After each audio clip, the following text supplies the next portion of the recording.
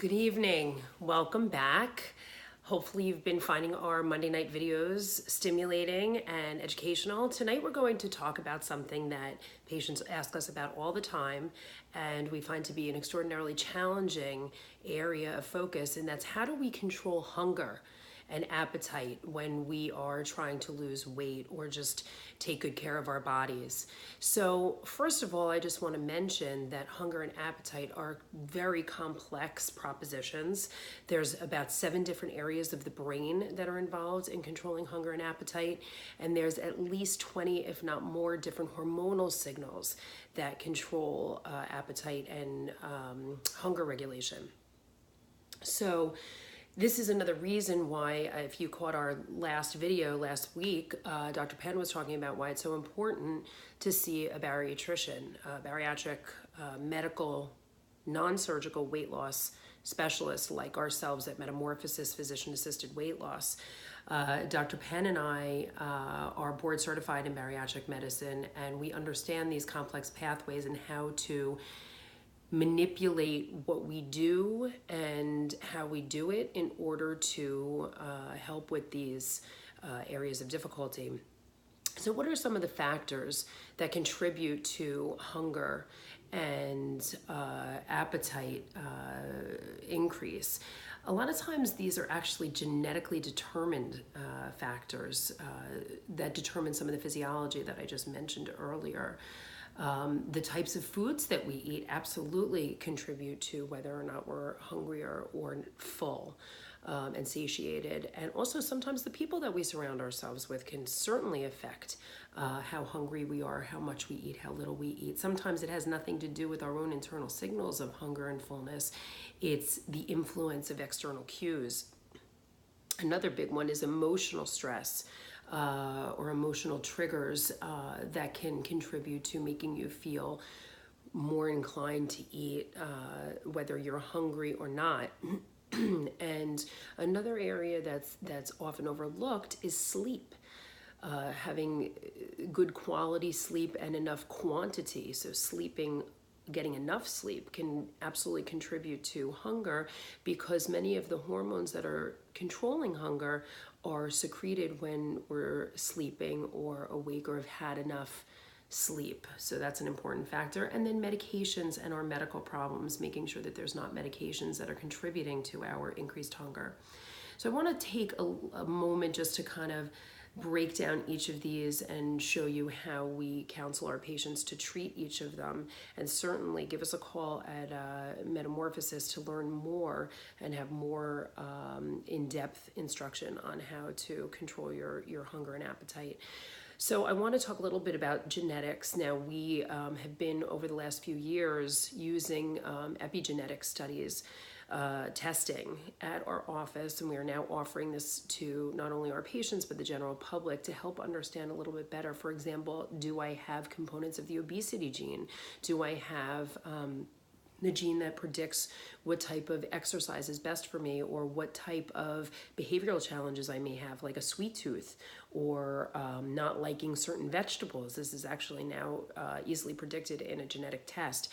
But unfortunately, what we teach our patients is that you can't change your genetics, obviously, but we can learn to work with our genetics. So for example, if you do find out that you have the obesity gene, it's not the end of the world. It doesn't mean that you're doomed to be overweight for the rest of your life.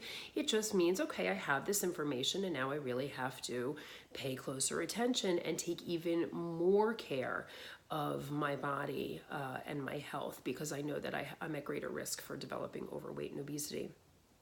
As far as foods, many of us already know that eating foods high in protein, high in healthy fats, high in fiber can help us stay fuller longer and feel satisfied and satiated. But also eating these high quality nutrient dense foods at regular intervals, not skipping meals, is imperative to helping you maintain satiety. In addition, the people that we surround ourselves with, in fact, there's some interesting studies done by a gentleman by the name of Dr. Brian Wansink from Cornell. And he has done studies showing that the size of the dishes, of the dishes and the glasses that we use influences how much we eat or drink. The labels on a package can affect us. And like I mentioned earlier, who we eat with and who we don't eat with can influence us, and whether or not we actually paid for food. I mean, how many times have you said, well, I'm gonna eat this other half of this sandwich because I don't wanna waste it, I paid for it. So whether or not we paid for it has a lot to do with whether we eat or not. And that has nothing to do with hunger. So some of the ways that we can control our environmental cues is one big one, and I was just talking to a patient the other day about this, is don't watch cooking shows or don't watch shows that have a lot of food on them. My kids love all these baking shows. I get out of the room. I don't want to be triggered to want to go eat cupcakes.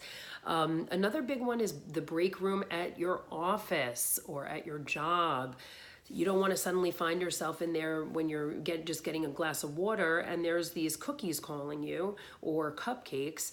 Put them away in a cabinet or don't go in that room at all. And also, like I mentioned, eating on smaller dishes. There have been studies over and over again that show that this actually really makes a difference. What about emotional stress, emotional triggers and stress? This is probably our biggest challenge because so many of us struggle with using food as a way to sort of self-medicate or calm us down. And unfortunately, it does work, but it's very temporary and the consequences often are huge. So here at Metamorphosis, we utilize a number of tools such as cognitive behavioral therapy, where we learn how to or teach our patients, and you learn how to change the thought patterns that get us into trouble and learn how to think new thoughts. For example, that hunger is not an emergency and we can't tolerate it. It's not going to kill us.